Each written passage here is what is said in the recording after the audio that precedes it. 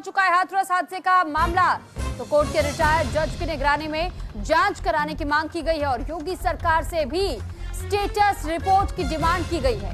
तो उत्तर प्रदेश के हाथरस में भोले बाबा के सत्संग में कल भगदड़ मची थी, जिसके कारण देखते ही देखते 121 लोगों की जान चली गई। इसी बीच हाथरस कांड का मामला सुप्रीम कोर्ट पहुंच चुका है। हाथरस में हुई भगदड़ को लेकर के सुप्रीम कोर्ट में एक जनहित याचिका दायर की गई और इस जनहित याचिका में 5 सदस्यीय एक्सपर्ट कमेटी से सुप्रीम कोर्ट के रिटायर्ड जज की निगरानी में जांच कराने की मांग की गई। और ये सीधी तस्वीरें इस वक्त हाथरस से सामने आ रही है। जिस हेलीकॉप्टर को इस वक्त आप स्क्रीन पर देख रहे हैं, दरअसल ये सीएम योगी आदित्यनाथ का हेलीकॉप्टर बताया जा रहा है। यह खबर मिल रही है कि इस वक्त सीएम योगी आदित्यनाथ हाथरस पहुंच जाए और साथ ही थोड़ी देर में उनका हेलीकॉप्टर लैंड करेगा, जिसके बाद से वो अस्पताल भी पहुंचेंगे और जो घायल इस वक्त भी अस्पताल में भर्ती है, इलाज उनका चल रहा है, उनसे मुलाकात करेंगे। तो फिलहाल अलग अलग अस्पतालों में कई घायलों का भी इलाज इस वक्त जारी है। बताया जा रहा है कि कुल 28 लोग हैं जो कि घायल हैं, जबकि 121 लोगों की जान चली गई है। इस पूरे मामले को लेकर साथ ही सूत्रों के हवाले से यह भी खबर मिल रही है कि योगी आदित्यनाथ की मुलाकात जहां आप मृतक के परिजनों से होगी, तो वहीं घायलों से भी वो मुलाकात करेंगे, यानी पीड़ितों से मुलाकात होगी। और साथ ही ये भी सुनिश्चित किया जा रहा है कि किसी भी प्रकार से जो मुख्य आरोपी है, किसी को कहीं कोई संरक्षण न मिले और उचित कार्रवाई की जा सके। अगर किसी पर भी आरोप पूरी तरह सिद्ध हो जाते हैं कि गलती किसकी थी, जिम्मेदारी किसकी बनती थी, तो उस पर एक्शन लिया जाएगा, उसके खिलाफ कार्रवाई की जाएगी। तो हाथरस पहुंच चुके हैं सीएम योगी आदित्यनाथ। ये इस वक्त की बड़ी खबर बता रहे हैं आपको। पीड़ित परिवारों से मुलाकात करने के लिए योगी आदित्यनाथ इस वक्त हाथरस पहुंच चुके हैं, घटना स्थल का जायजा लेने के लिए। ये सीधी तस्वीरें हाथरस से इस वक्त हम आपको दिखा रहे हैं, जहां पर योगी आदित्यनाथ इस वक्त अपनी टीम के साथ पहुंच चुके हैं। तो हाथरस 11 बजे पहुंचने का समय था और अब देखिए घड़ी में 11 बज रहे हैं और साथ ही योगी आदित्यनाथ को इस वक्त आप इन तस्वीरों में देख पा रहे हैं। ये एक्सक्लूसिव तस्वीरें हैं न्यूज इंडिया पर और जो इन तस्वीरों में आप देख रहे हैं, मुख्यमंत्री योगी आदित्यनाथ इस वक्त हाथरस पहुंच चुके हैं और अब से थोड़ी देर के बाद उनकी घायलों के साथ मुलाकात भी होगी। तो फिलहाल ये तस्वीर योगी आदित्यनाथ को इन तस्वीरों में आप देख रहे हैं। हाथरस से सीधी तस्वीरें सामने आ रही है, जहां पर इस वक्त बताया जा रहा है कि अब से थोड़ी देर में अस्पताल पहुंचेंगे योगी आदित्यनाथ और मुख्यमंत्री का जो कार्यक्रम तय किया गया है, दरअसल सबसे पहले वो घायलों के पास पहुंचेंगे और फिर मृतकों के परिजनों से भी उनकी मुलाकात होगी। तो ये बड़ी खबर, बड़ी तस्वीर के साथ, क्योंकि इस वक्त हाथरस पहुंच चुके हैं सीएम योगी आदित्यनाथ।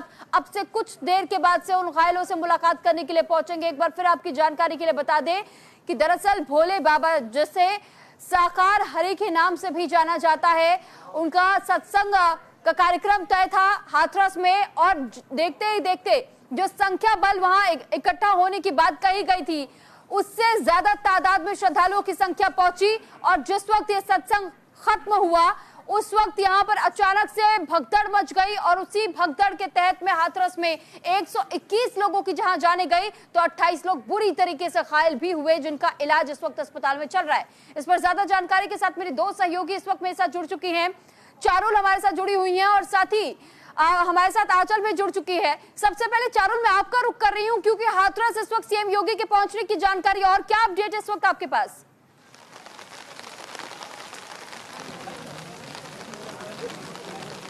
बिल्कुल, देखिए सबसे अहम चीज़ है कि सुरभि सीएम योगी आदित्यनाथ हाथरस पहुंच चुके हैं और कुछ ही देर वो यहां पर आएंगे, यानी हाथरस का जो डिस्ट्रिक्ट हॉस्पिटल है यहां पर वो पहुंचने वाले हैं।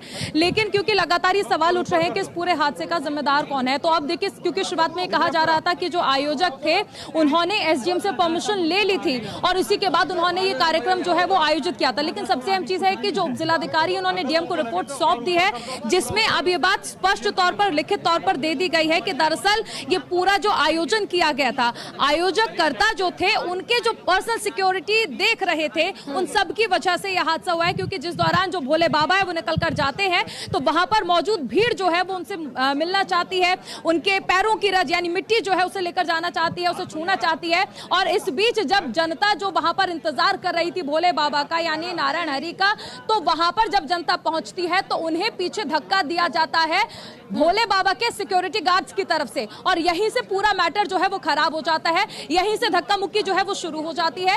यहाँ पर आपको बता दें कि जो आयोजन स्थल था उसके दूसरी ओर जो सड़क है यानी नेशनल हाईवे पे, वहां पर एक गड्ढा था। जब यहाँ पर सिक्योरिटी गार्ड्स धक्का देते हैं तो लोग उसमें गिरते हैं, जिस वजह से मौत का आंकड़ा जो है वो बढ़ता गया, यानी जो गिर गया वो फिर उठ ना सका। और ये उप जिलाधिकारी की ओर से जो डीएम को रिपोर्ट सौंपी गई है उसमें है। लेकिन इसके साथ साथ सुप्रीम कोर्ट में भी एक याचिका दायर की गई है और उसमें ये कहा गया है कि दरअसल ऐसे आयोजन जब अगली बार किए जाए तो उसके लिए पहले से ही गाइडलाइंस तय की जानी चाहिए, क्योंकि यहाँ पर मौत का आंकड़ा जो लगातार बढ़ रहा है उसमें सबसे बड़ा सवाल यह है कि आखिर इसका जिम्मेदार कौन है।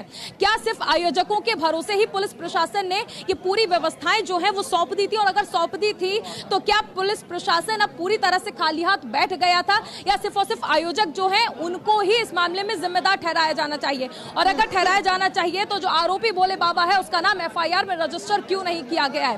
हालांकि उसकी दबिश जो है लगातार दी जा रही है, छापेमारी लगातार की जा रही है आसपास के जिलों में, फर्रुखाबाद, हाथरस, एटा आसपास लगातार छापेमारी की जा रही है। लेकिन सवाल यही है कि आरोपी बाबा का नाम एफआईआर से क्यों हटाया गया?